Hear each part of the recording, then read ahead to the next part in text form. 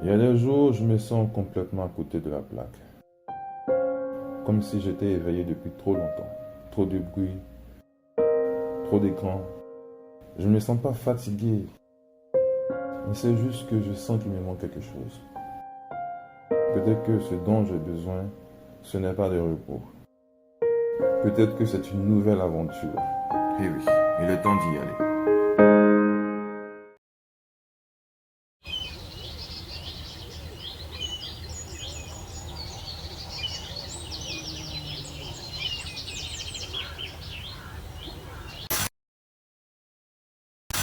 Après plusieurs semaines sans bouger, j'ai décidé de m'offrir une nouvelle aventure. Et pour cette fois, mon choix s'est porté sur le parc national des Agnés. Pour cette balade en pleine forêt, je suis accompagné par M. Ibe, qui est un guide officiel du parc. Et pour commencer, on va emprunter le sentier nord, une marche d'environ 4 km au cœur de la forêt.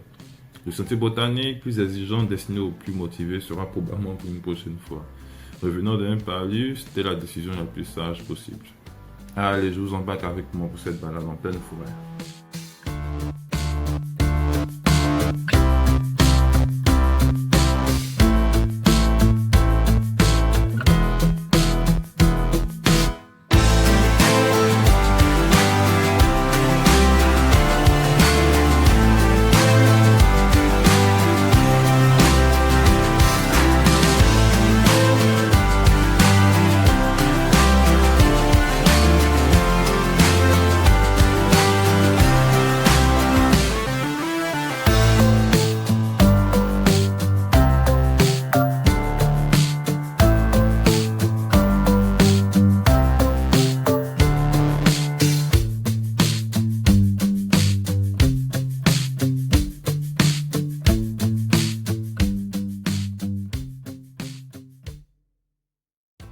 Après près de 2 heures de marche, il était temps de faire une petite pause et de se familiariser l'un à l'autre, et aussi avec la forêt.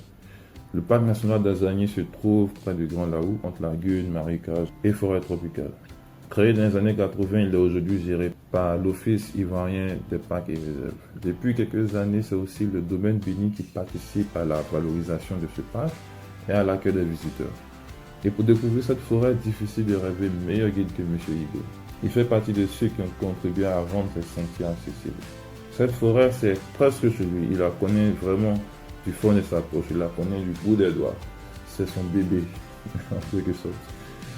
Mon seul petit regret finalement, ce n'est pas d'avoir vu d'animaux. Enfin, à part les traces, petite crotte de buffle, grosse côte de buffle, traces de buffle très heureux et même des traces de chimpanzés en plein repas. Et c'est presque tout. Et aussi, j'oubliais, les cris des singes et d'oiseaux.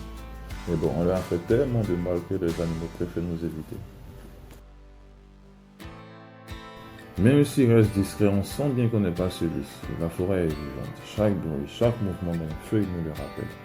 Marcher ici, c'est aussi prendre le temps, observer les détails, écouter la nature et simplement profiter du moment.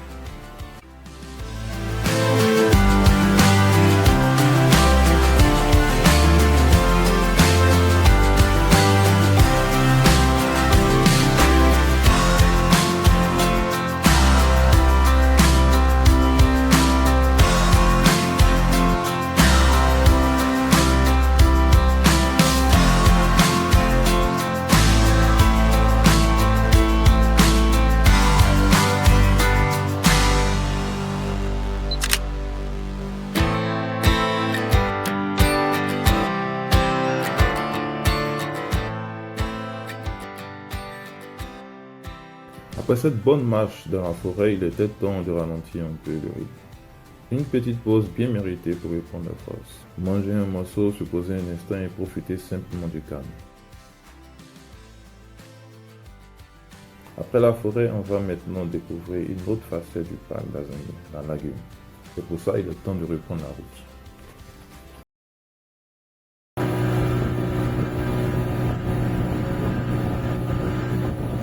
On se retrouve maintenant pour une balade sur la lagune Ebouye. Et oui, cette même lagune Ebouye qui borde Abidjan. Personnellement, j'ignorais qu'elle était aussi grande, qu'elle arrivait même jusqu'ici. Ici, nous sommes à l'est du parc, mais à l'ouest du parc, nous avons le fleuve Bandama ainsi que le canal de Laou. Ce canal a été aménagé dans les années 80 pour faciliter la circulation de l'eau entre le Bandama et le système lagunaire, mais aussi pour améliorer la navigation et l'écoulement des eaux dans la région. Quelques instants plus tard, au cœur de la lagune, on découvre une petite île où se trouve le village d'Azani. Ici, la vie tourne essentiellement autour de la pêche. Les hommes partent pêcher et les femmes s'occupent de la vente des poissons. Et pour se déplacer, le seul moyen, ce sont les pirogues. Il y a une école dans le village, de la maternelle jusqu'au cours préparatoire. Après ça, les élèves doivent continuer leurs études dans le village de Tukuzu Zalem, qui est un village voisin.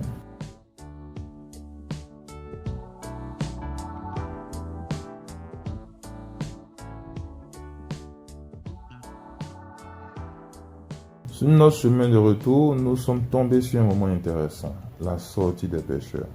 Tous les vendredis et dimanches à 17h pile, les pêcheurs du village sortent sur la lagune pour poser leurs filets.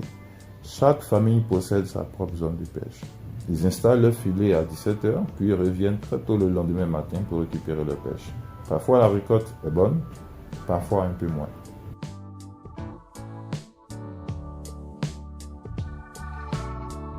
Et voilà qui marque la fin de cette petite découverte d'une partie de la Côte d'Ivoire que je ne connaissais pas encore. Et j'espère que vous aussi vous avez pris du plaisir avec moi. Si la vidéo vous a plu, n'hésitez pas à la liker, à la partager, à laisser un commentaire. Et on se dit à bientôt. Peace.